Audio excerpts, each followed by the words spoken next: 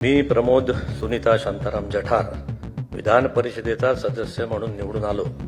धर्मवीर छत्रपती संभाजी महाराजांचं स्मरण करून ईश्वर साक्ष शपथ घेतो की सरकारचा जो काही विकास आहे तो शेवटच्या अंत्योदयाच्या आमच्या पद्धतीने शेवटच्या माणसापर्यंत नेऊन पोचवणं एवढाच माझं काम माझ्या पक्षाने मला दिलेलं आहे. सीमा सुरक्षा, राष्ट्र सुरक्षा, देशातील जनतेची सुरक्षा यासाठी पश्चिम बंगालचा विजय हा अत्यंत महत्त्वाचा होता. नरेंद्र मोदींनी या देशाला आत्मनिर्भरतेचा, स्वावलंबनाचा आणि देशाला पुन्हा महासत्तेकडे घेऊन जाणारा एक सोपान, एक मार्ग दिलेला आहे. नमस्कार, आपल्यासोबत आहेत नवनिर्वाचित आमदार प्रमोदजी जठार.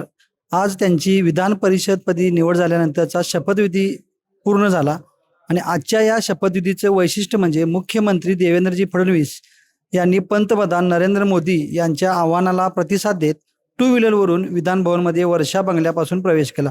सर्वप्रथम महा MTV मध्ये आपलं खूप खूप स्वागत. आणि आपण आमदारकीची आज शपथ घेतली त्याबद्दल सुद्धा आपल्याला अभिनंदन आणि शुभेच्छा.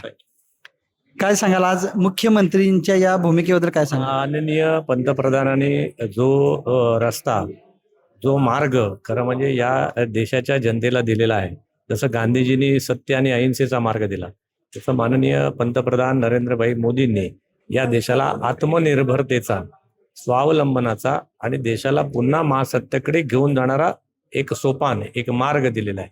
मला वाटते या मार्गाने या अडचणीच्या वेळी जगात युद्धजन्य परिस्थिती आहे, युद्ध सुरू आहे, अशा वेळेला जर आपली होणारी या ठिकाणची आयात थांबवायची असेल, महागड्या गोष्टींची, सोनं असेल, क्रूड असेल, या सगळ्यांची आयात थांबवून या देशाच्या बाहेर जाणारा पैसा जर थांबवायचा असेल तर मला वाटतं मोदी साहेबांनी सांगितलेल्या मार्गावरनं नेत्यांनीच नाही तर जनतेने सुद्धा पुढचे 1 वर्ष कुठलाही प्रश्न पण, किंतु, परंतु न विचार करता पंतप्रधानांच्या मार्गावर चालावं अशी माझी तुमच्या माध्यमातून सगळ्या जनतेला त्रिवार विनंती आहे.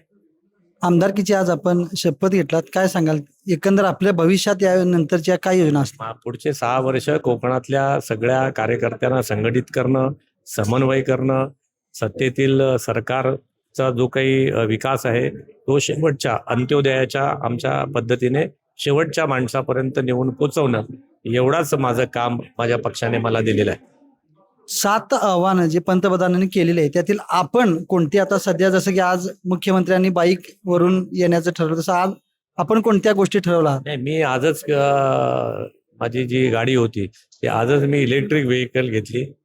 नवीन साहेबांनी सांगितल्यानंतर मी बुक केली, आज ती माझ्याकडे आली आणि मी आजपासून इलेक्ट्रिक व्हेकलचा वापर करायचं ठरवलेलं आहे. आपण आता मत्स्य व्यवसाय व बंदरे विकास मंत्री नितेश राणे यांची सुद्धा भेट घेतली आहे. त्यांनी सुद्धा आज पायी प्रवास केला त्यांच्या निवासस्थानापासून मंत्रालयापर्यंत. माझे पालकमंत्री आहेत सिंधुदुर्गाचे, त्यामुळे आमदार झाल्यानंतर मी त्यांना सदिच्छा भेट देण्यासाठी आणि छत्रपती संभाजी महाराजांची जयंती आहे, मी जी शपथ घेतली ती पण छत्रपतींचं स्मरण करूनच घेतली.